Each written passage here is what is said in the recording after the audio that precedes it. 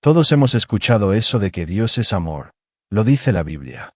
Pero si abres las Sagradas Escrituras, puedes encontrarte con textos donde se nos describe a un Dios capaz de matar a miles de personas por los motivos más variopintos, desde aniquilar niños por reírse de un calvo hasta masacrar familias enteras, porque uno de sus miembros ha tenido una crisis de fe. En este vídeo vamos a repasar las locuras más bestias que Dios hizo en la Biblia. Castigos desproporcionados, episodios brutales y escenas que parecen sacadas de una película de terror. Saludos, bienvenidos a un nuevo vídeo de historia. En este caso vamos a hablar de la interpretación del pasado por parte de aquellas personas que vivían en el pasado y lo vamos a hacer de la mano de la Biblia. Más concretamente centrándonos en los episodios más extremos de este libro, todas esas historias en las que Dios actúa de forma totalmente desproporcionada y que a día de hoy pues nos sorprende un poco la verdad. Y es que, no sé si lo sabías, hay investigadores que han estimado la cifra de muertos que provoca Dios en la Biblia y se calcula que fácilmente puede llegar a los 2,5 millones de personas y eso si no contamos el diluvio universal, la destrucción de las ciudades como Sodoma o las guerras por mandato divino. Pero como no quiero quedar como un jate ni de nadie que se está riendo de las creencias de nadie, al final de este vídeo va a haber un cura católico, un divulgador, Franz Suárez, que ya lo habréis visto en varios canales de YouTube y va a dar su punto de vista, la explicación de todos estos pasajes, que son bastante polémicos, pero con una interpretación más moderna, porque en este canal todo el mundo tiene cabida mientras venga de buen rollo. Por si no lo sabes, en el Antiguo Testamento hay capítulos muy heavies. De hecho, no hay más que leer el capítulo 26 del Levítico, donde te dice que, si sigues a Dios, bien, buen rollo, no hay problema, todo irá bien, pero ojo, como no lo hagas. Y si aún con estas cosas no me oyereis, yo tornaré a castigo 7 veces más por vuestros pecados. Enviaré también contra vosotros bestias fieras que os arrebaten los hijos y destruyan vuestros animales y os apoquen y vuestros caminos sean desiertos. Y destruiré vuestros altos y talaré vuestras imágenes y pondré vuestros cuerpos muertos sobre los cuerpos muertos de vuestros ídolos, y mi alma os abominará. Y pondré vuestras ciudades en desierto, y asolaré vuestros santuarios, y no oleré la fragancia de vuestro suave perfume. Y sigue mucho más para que veas que el Dios del Antiguo Testamento no se anda con chiquitas. Como digo, mi intención no es ridiculizar ni las ideas ni las creencias, simplemente recordar esos pasajes que eran una interpretación, que analizaban una visión del mundo y por qué no resultan raros o polémicos o impactantes a día de hoy. Es más, el Catecismo de la Iglesia Católica en sus artículos del 115 al 117 nos dice que la lectura de la Biblia no debe limitarse al sentido literal, sino que hay una riqueza teológica que nace también del sentido espiritual, incluyendo también el sentido alegórico y moral. Esto implica que muchos pasajes, especialmente del Antiguo Testamento, pueden tener un significado simbólico y no es un dato histórico puro. Los que interpretan la Biblia como un documento histórico y de matizar no son la mayoría de los cristianos, o por lo menos no los católicos. Se trata de interpretaciones protestantes, de ramas protestantes, sobre todo en Estados Unidos, donde lo interpretan así.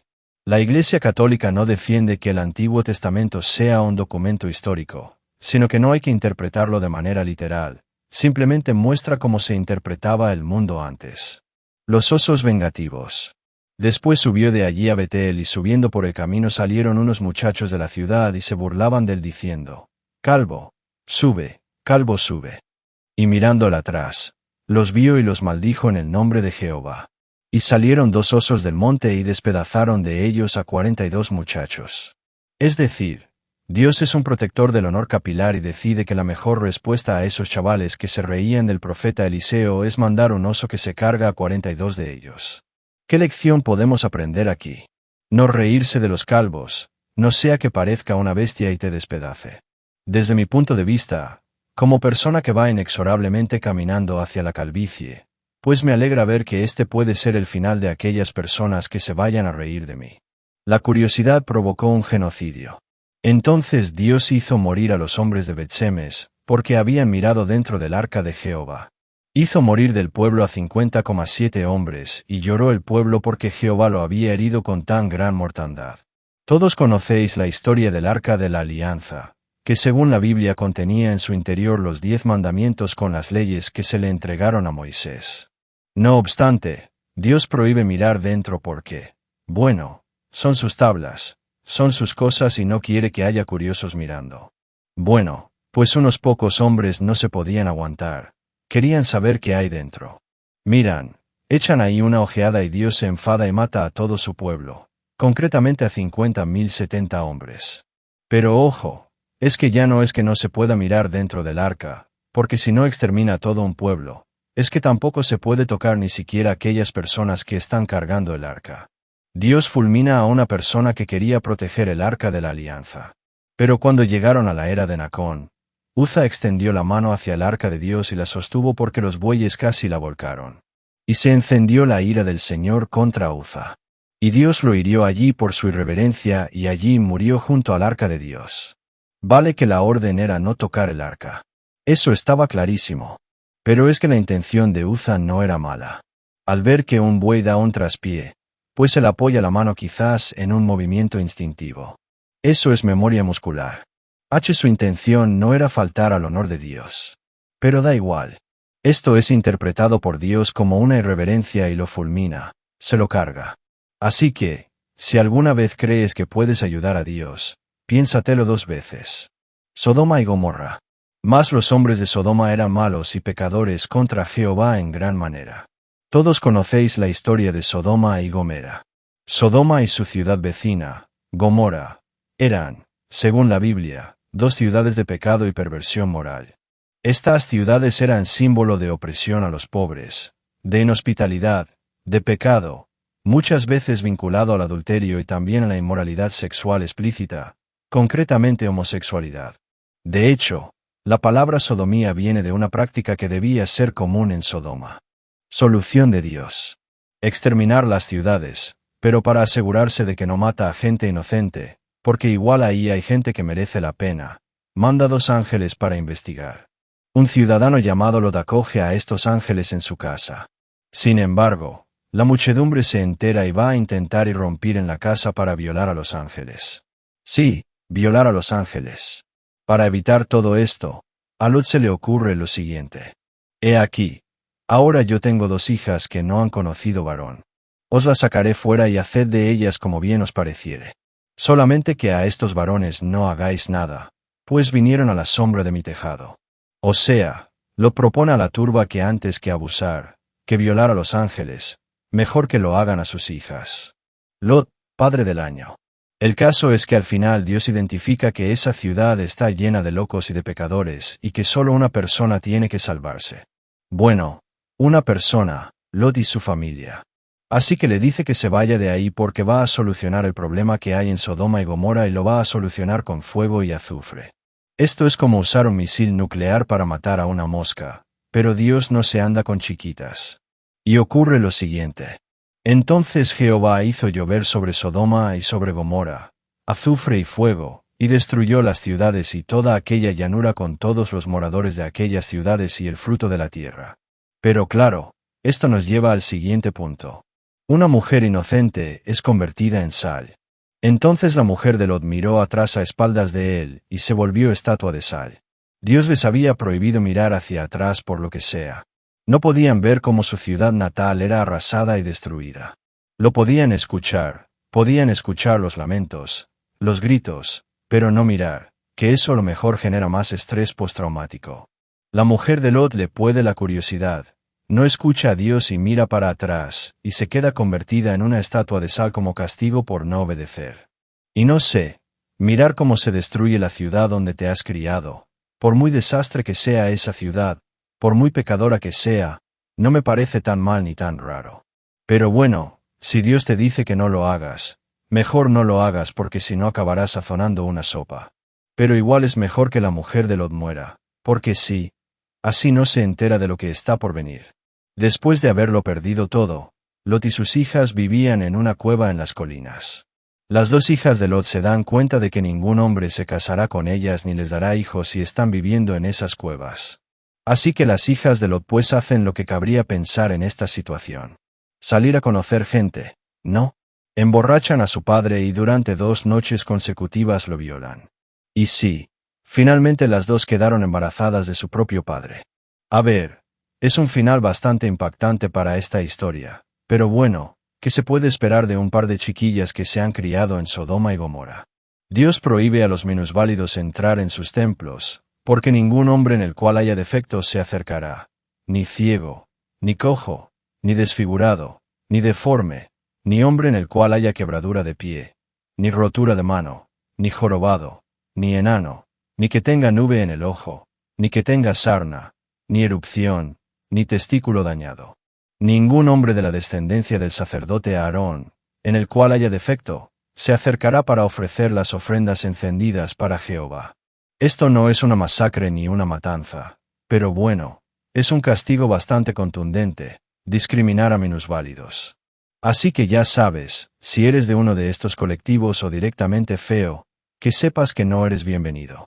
Yo entiendo que la lectura que hay detrás de todo esto es que, bueno, te tienes que cuidar, te tienes que arreglar para entrar en los templos. Pero es que hay cosas que por mucho que te maquilles pues no puedes o te han venido por la vida y pues bueno, pues no vas a poder ocultarlo. Eso sí, los calvos pueden entrar. Además, están protegidos por osos. Sansón pierde una apesta y asesina a 30 personas por orden de Dios.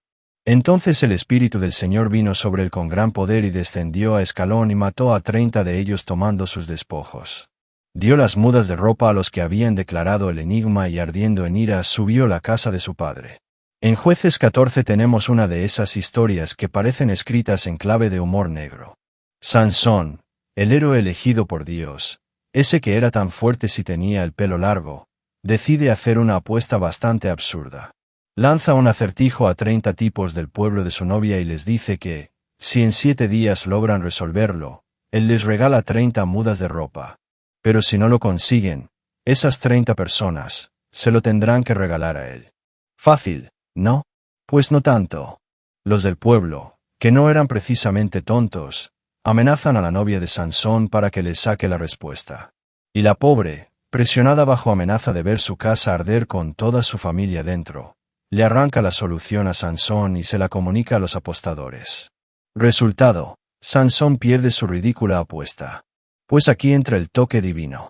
En vez de aceptar la derrota, Dios le da poder suficiente a Sansón como para asesinar a estas 30 personas, robarles la ropa y así poder pagar su deuda. Vamos, lo que empezó como un acertijo inocente, acabó siendo una carnicería bendecida desde el cielo. Elías masacra a 450 inocentes. Entonces Elías les dijo, prended a los profetas de Baal para que no escape ninguno. Y ellos los prendieron y los llevó Elías al arroyo de Cisón, y allí los degolló. La historia es la siguiente. Se organiza una competición para ver que Dios es el real. El profeta Elías reta a unos sacerdotes de otro Dios, a que hagan un sacrificio y a ver que Dios prende la llama de ese sacrificio. Sorpresa de que Yahvé es el Dios verdadero y prende el fuego de Elías. Y los derrotados son ni más ni menos que 450 sacerdotes de Baal, que, como sabéis, luego ha sido la inspiración para muchas entidades oscuras de la fantasía. Si habéis jugado al Baldur's Gate, lo sabréis. Bueno, pues acabado el concurso y demostrado que Yahvé es el verdadero, Elías tiene permiso para degollar a los 450 sacerdotes de Baal. Esto es una lección sobre que hay que adorar al Dios verdadero, pero quizás el castigo es un poco bestia. Dios fulmina a un hombre por no querer tener hijos con la mujer de su hermano. Pero primogénito de Judá, era malvado ante los ojos del Señor y el Señor le quitó la vida. Entonces Judá dijo a Onán, llégate a la mujer de tu hermano y cumple con ella tu deber como cuñado y levanta descendencia a tu hermano. Onán sabía que la descendencia no sería suya y acontecía que cuando se llegaba a la mujer de su hermano, derramaba su semilla en tierra para no dar descendencia a su hermano. Por lo que hacía era malo ante los ojos del Señor y también a él le quitó la vida. En este capítulo del Génesis encontramos pues una narrativa un poco rara o torcida desde el punto de vista moral porque se nos cuenta que Er, el hermano de Onán, muere sin explicación. No sabemos por qué. Entonces Dios le ordena a Onán que cumpla la ley del levirato. Esto es acostarse con la mujer de su hermano y engendrar descendencia. No quiere acostarse con esta mujer llamada Tamar, pues bueno, decide evitar la jugada de estar forzado a tener relaciones sexuales con la viuda de su hermano. Es más, Onan pasa la fama de ser un tío un poco salido porque la palabra onanismo viene precisamente de que él antes de trajinarse a la mujer de su hermano muerto, pues decide hacer las cosas un poco por su cuenta. ¿Ya entiendes? O a lo mejor disfrutar de solo una parte del proceso y no terminar del todo. Pero bueno, está mal igual. En fin, que si Dios te dice que te acuestes con tu cuñada, lo haces sin rechistar, sin preguntar. Es posible que esté de duelo pasándolo mal, porque ha perdido a su marido. Pero tú tienes que hacer lo que se te dice, que la alternativa es morir. Dios detiene el sol para continuar una masacre. Entonces Josué habló al Señor el día que el Señor entregó a los amorreos delante de los hijos de Israel y dijo en presencia de Israel: Sol, detente en Gabaón y tu luna en el valle de Jalón. Y el sol se detuvo y la luna se paró hasta que la nación se vengó de sus enemigos. Esta historia es loquísima. Resulta que Josué está en una batalla en la que además han llovido piedras del cielo. Dios les ha ayudado y ha arrasado prácticamente con todos los enemigos. Sin embargo, Josué está persiguiendo a sus enemigos, quiere terminarles y ve que no le va a dar tiempo a hacerlo porque se está haciendo de noche y podrán huir más fácilmente. Así que Dios detiene el sol, detiene la luna, altera todo el orden del universo solo para que Josué pueda proseguir con su masacre. Un ángel mató a casi 200.000 personas que estaban durmiendo.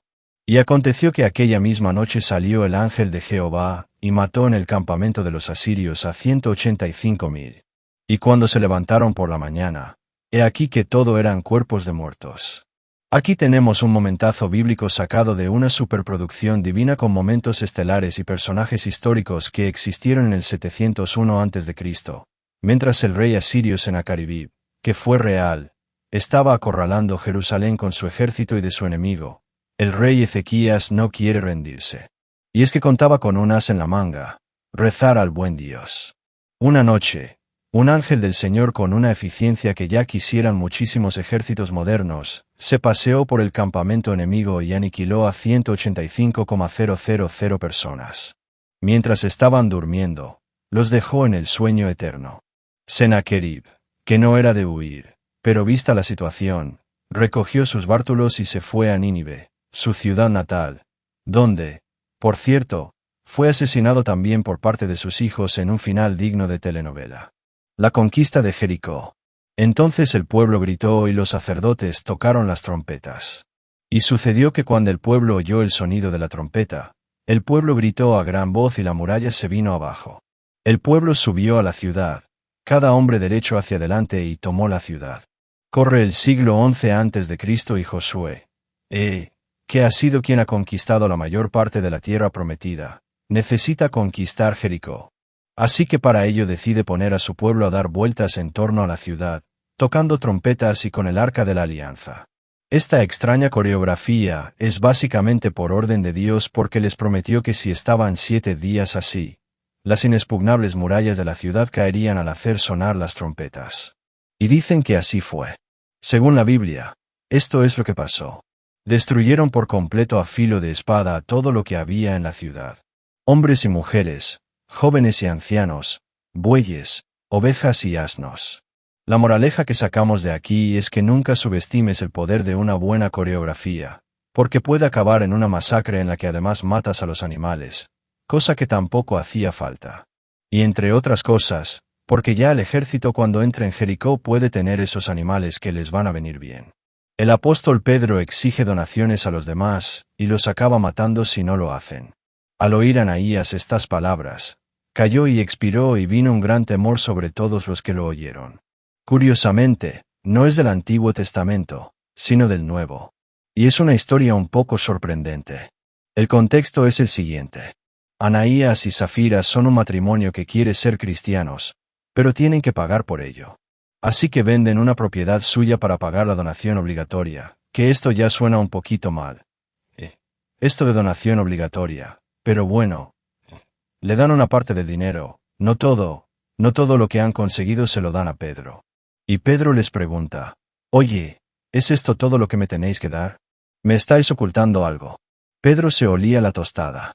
Bueno, Ananías dice que sí, que no oculta nada y entonces Pedro le dice que no le está mintiendo a él, sino a Dios. Y Ananías cae fulminado. Poco más tarde con Zafira, su mujer, Se repite exactamente la misma escena porque quizás ella no sabía cómo había acabado su marido. Ella asegura que no se han quedado con ninguna parte del dinero que ellos han obtenido con sus ventas y también muere. Se ve que para la iglesia primitiva las donaciones eran algo muy serio. Dos jóvenes se equivocan de incienso y Dios los mata. Nadab y Abiú, hijos de Aarón, tomaron cada uno su incensario y pusieron fuego e incienso en ellos y ofrecieron delante del Señor un fuego extraño que Él nunca les mandó a ofrecer. Entonces, de la presencia del Señor salió un fuego que los quemó y murieron delante del Señor. En el desierto con los israelitas organizándose para adorar a Yahvé. Tenemos a Aarón, que es el sumo sacerdote, recién estrenando este nuevo cargo. Sus hijos, Nadab y Abiú, deciden rendir pleitesía al buen Dios y ofrecen un fuego extraño en el altar. Pero a Dios no le gustan las improvisaciones, menos cuando ha dado una receta clara de cómo tienen que ser los rituales. Resultado, el buen Dios, que no estaba para experimentos litúrgicos, decide mandar una llama del cielo y freír a aquellos que han osado permitir las improvisaciones. Se ve que los altares no son un sitio para el freestyle, así que la moraleja es muy clara. Sigue las instrucciones. Dios hace que la vida de un hombre sea miserable para ganar una apuesta. Había en la tierra de Jus un hombre llamado Job. Era justo, honrado, temeroso de Dios y vivía apartado del mal. Bueno, esto empieza bien. ¿Qué cosas malas pueden pasarle a alguien que sigue los preceptos de Dios?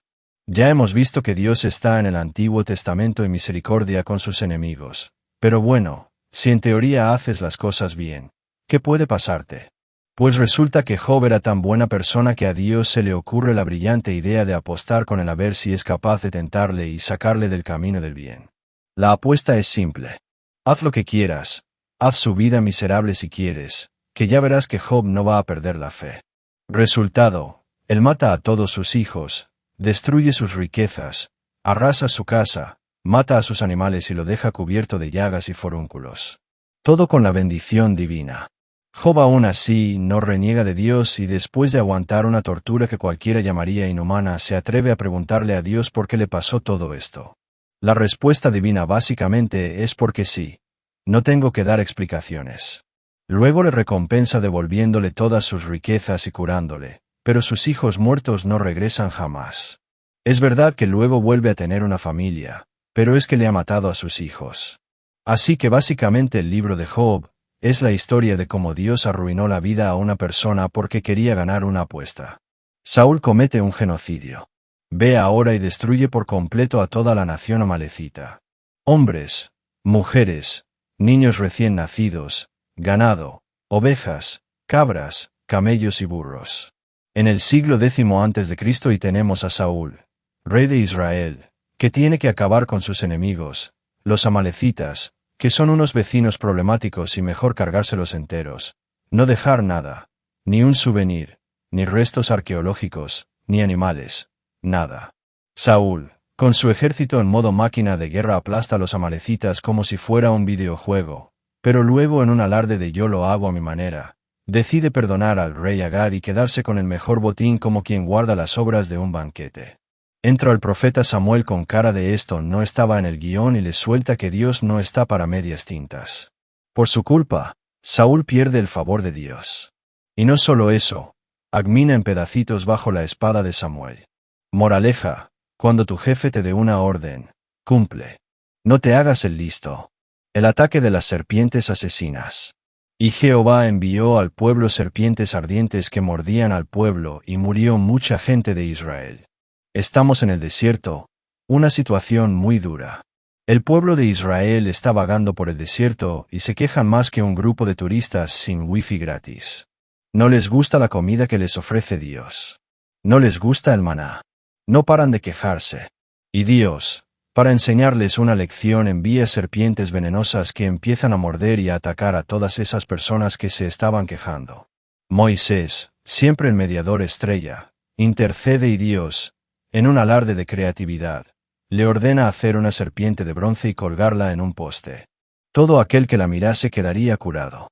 Los israelitas, entre llantos y mordeduras, acaban pillando que no hay que quejarse del catering divino. Amor aleja es agradecer la comida, pero no es la única pericia que tienen que sobrevivir durante el éxodo. Dios provoca un terremoto para que la tierra se trague a 250 personas. Y aconteció que al acabar el de hablar todas estas palabras, se abrió la tierra que estaba debajo de ellos, y abrió la tierra a su boca y los tragó a ellos y a sus casas y a todos los hombres de Coré y todos sus bienes. Estamos en plena travesía con los israelitas y Coré, que tiene unos compinches, decide que Moisés y Aarón deberían un poco pues coprotagonizar ese foco religioso y a su vez pues ser parte también de ese estrellato sacerdotal. Y algunos se unen a esta rebelión teniendo hasta 250 seguidores. Que no está para cambios de liderazgo, responde con un espectáculo de efectos especiales. La tierra se abre y se traga a los rebeldes con sus familias y tiendas como si fuera un sumidero cósmico. Moisés y Aarón se quedan mirando el desastre. Moraleja: no intentes ser el jefe. Si han puesto a esa persona en el cargo, será por algo. Respeta las decisiones de los superiores. Lo mejor de todo es que tras el motín de Coré, en el que sus seguidores acaban siendo tragados por la tierra, más israelitas se amotinan para quejarse de la situación. Entonces tomó Aarón el incensario como Moisés dijo, y corrió en medio de la congregación. Y he aquí que la mortandad había comenzado en el pueblo y él puso el incienso e hizo expiación por el pueblo y se puso entre los muertos y los vivos. Y cesó la mortandad. Y los que murieron en aquella mortandad fueron 14.700, son los muertos por la rebelión de Corea. Dios, harto de tanto drama, desata una plaga que empieza a diezmar al pueblo más rápido que un virus de película. A Aarón, en modo bombero espiritual, corre con un incensario en la mano, siguiendo las órdenes de Moisés, y se planta entre los vivos y los muertos para interceder. La plaga se detiene, sí, pero es verdad que por el camino se lleva a 14.700 personas. Así que de nuevo tenemos una moraleja. Haz lo que se te dice. Si el cielo ya te ha dado un aviso con un sumidero terrestre que se lleva a los rebeldes, mejor cállate. Sansón se suicida matando a miles de inocentes. Dijo Sansón: muera yo con los filisteos. Entonces se inclinó con toda su fuerza y cayó la casa sobre los principales y sobre todo el pueblo que estaba en ella. Y los que mató al morir fueron muchos más que los que había matado durante su vida. La historia de Sansón es bien conocida. Es un israelita con melena de rockstar. Acaba siendo engatusado por una joven llamada Dalila, a la cual le acaba contando que su secreto, el secreto de su fuerza, radica precisamente en su cabello. Cuanto más largo es, más fuerte se siente.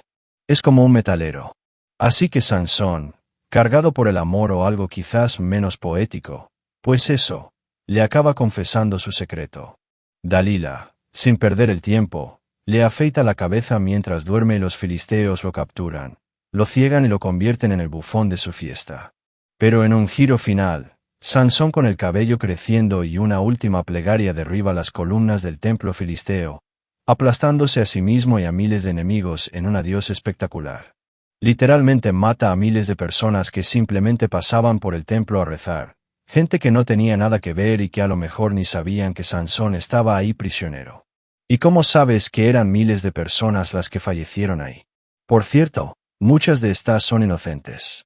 Bueno, pues es que no solo están esas 30 personas que mató por haber perdido una apuesta, sino que hay un capítulo de la Biblia en el que se nos describe que mata a más de 1000 enemigos, más de 1000 filisteos, sirviéndose solo de la quejada de un asno. Por lo tanto, se mata a muchos más que esos 1000 que ya había matado, pues no nos sale un genocida. La moraleja es que no subestimes el poder de un mal corte de pelo y sobre todo que no confíes tus secretos en una cita con claras segundas intenciones. Dios asesina bebés y niños egipcios. Jehová dijo a Moisés: una plaga traeré aún sobre el faraón y sobre Egipto, después de lo cual os dejará ir de aquí y seguramente os echará de aquí del todo. Relato en el Éxodo de las 10 plagas de Egipto nos sirve una masacre de proporciones épicas. Estamos en el siglo XI a.C. con los israelitas esclavizados en Egipto y Moisés, el emisario de Dios, exigiendo libertad. Dios, para hacer cambiar de opinión al faraón, desata 10 plagas como un argumento totalmente válido en la discusión. Aguas convertidas en sangre, ranas saltarinas, piojos, moscas, pestes en el ganado, úlceras, granizo, langostas, tinieblas y el golpe final, la muerte de los primogénitos.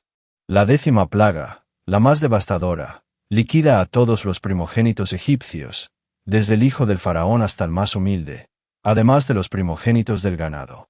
Qué manía con matar también a los animales, que obviamente tenían su valor económico y para alimentarse, pero es que no habían hecho nada.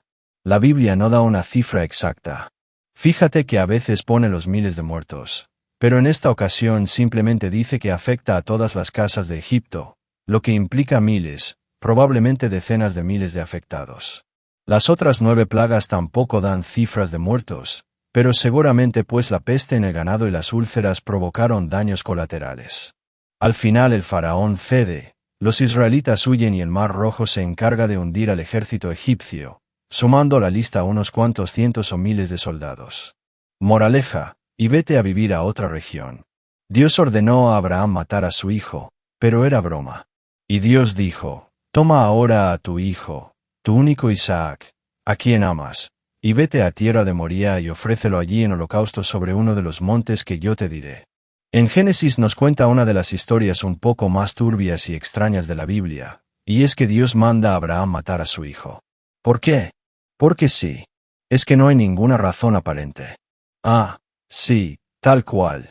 El mismo Dios, que se supone que lo sabe todo, necesita que Abraham le demuestre su lealtad con un sacrificio humano, porque al Dios del Antiguo Testamento le fascinaban estas cosas. Abraham, obediente hasta la médula, dice, matar a mi hijo. Sí, claro, sin ningún problema. Entonces engaña a su hijo diciéndole que tienen que ir a un sitio y luego intenta matarle. Pero Dios le dice, no, no lo hagas. Era broma. Solo te estaba poniendo a prueba. No hace falta que mates a tu propio hijo. Imagínate cómo durmió el hijo esa noche. Y a todo esto hay que sumar el diluvio universal, que ya sabéis que es un reseteo de la humanidad entera. Básicamente todo el mundo muere menos Noé y su familia. Ahora es el turno de Frank, también conocido como Anchupriest, en las redes sociales. Y creo que es justo que, se ponga una interpretación moderna y con mucho más sentido filosófico y moral que todo lo que os he contado aquí, que esos capítulos no dejan de ser impresionantes ya de por sí, pero obviamente hay que darles un contexto y una explicación. Debemos ser temerosos de Dios. ¿Es todo esto una metáfora? ¿Qué lecciones podemos sacar de esto? Que nos sirvan para el día a día, que nos puedan ayudar y que podamos vivir sin miedo a morir y ser fulminados. Muy buenas, Miguel. Muchas gracias por la oportunidad para esclarecer todo esto, porque después de escucharlo, pues uno puede pensar, vale, este Dios no es un poquito desquifiado, pero es que ahí viene el matiz. La Iglesia nunca ha leído esos pasajes como si fueran una parte policial de lo que Dios hizo literalmente en plan, mandó osos, mató primogénitos, aplastó a 1000 porque sí. ¿Qué enseña la Iglesia? 3 cosas. Primero, Dios educa paso a paso de modo progresivo. El Concilio Vaticano lo dijo sin rodeos. En el Antiguo Testamento hay cosas incompletas y temporales. Es decir, Dios se mete en un mundo tribal, violento, con guerras de exterminio y allí empieza a hablar su lenguaje. Se adapta al modo de entender de esa época. El resultado, páginas duras.